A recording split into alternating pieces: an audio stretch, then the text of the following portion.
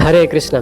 तो आज हम बात करेंगे कि भौतिक दुनिया को दुखालय में शाश्वतम कहा गया है। भगवान भगवद गीता में बोलते हैं, माहू कहते हैं पुनर्जन्म दुखालय में शाश्वतम नप्नुवंत महात्मानम संसिद्धिं परम गतम। हे अर्जुन, यहाँ पे दुख ही मिलेगा, दुख के अलावा और कुछ नहीं मिलेगा। जैसे मेडिकल में दवाई मिलता है और विद्यालय में विद्या मिलती है, मदिरालय में मदिरा मिलती है, उसी तरह इस भौतिक दुनिया में दुख मिलेगा। ये कौन बनाया है? बोल रहे हैं जो भगवान ने इस भौतिक दुनिया को सृष्टि की है वो भगवान बोल रहे हैं। तो यहाँ पे सुख मिल नहीं सकता है, लेकिन लोग यहाँ पे सुखी होने का प्रयास कर रहे हैं, कई योजना बना रहे हैं, कई प्लान बना रहे हैं सुखी होने का, लेकिन सुख नहीं होते हैं। सिर्फ दुख की हटाने की प्रक्रिया को यहाँ पे सुख मान लेते हैं। यहाँ पे सारे प्राणी दुख की हटा रहे हैं, दुख को समाधान दे रहे हैं, और जब दुख थोड़े समय के लिए हट जाता है तो उस समय थोड़ा राहत मिलता है, तो वो बोलता है कि मैं सुखी हो गया हूँ। जैसे पहले ज़माने के राजा होते थे, और जब किसी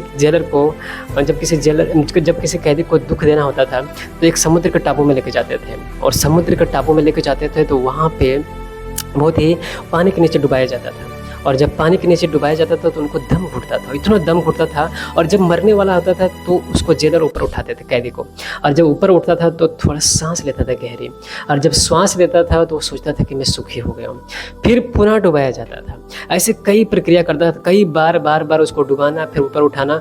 तो जब वो जल से ऊपर उठाता था तो वो कैदी सोचता था कि मैं सुखी हो गया हूँ। उसी तरह आजकल के भौतिकतावाद जीव वो दुखों से घिरा हुआ है, एक एक दुख से घिरा हुआ है, लेकिन जब थोड़े समय के लिए दुख को समाधान देता है तो वो सोचता है मैं सुखी हो गया।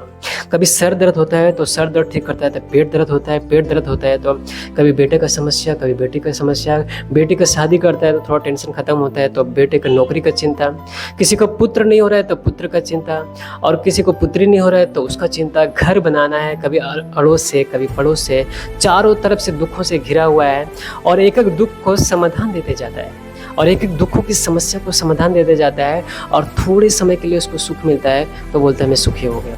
तो वास्तविक में सुखी नहीं होता है, वो थोड़े समय के लिए दुखों को हटा देता है तो सोचता है सुखी हो गया।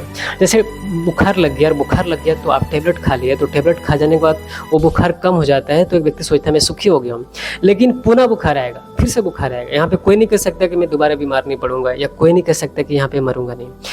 तो जैसे खेत में जब किसान लोग घास काटते हैं तो घास काटने के बाद वो घास खत्म हो जाता है, लेकिन फिर से बारिश होती है तो फिर से घास उग जाता है। उसी तरह इस भौतिक दुनिया में दुखों को बार बार हटाना और हटाने की प्रक्रिया को सुख मान लेना, ये मूर्खता है। यहाँ पे सुख है नहीं, दुखों के हटाने की सिर्फ प्रक्रिया चल रही है, और उस प्रक्रिया को थोड़े समय के लिए शांत हो जाता है, दुख को हटा लेता है तो उसको सुख मान लेता है।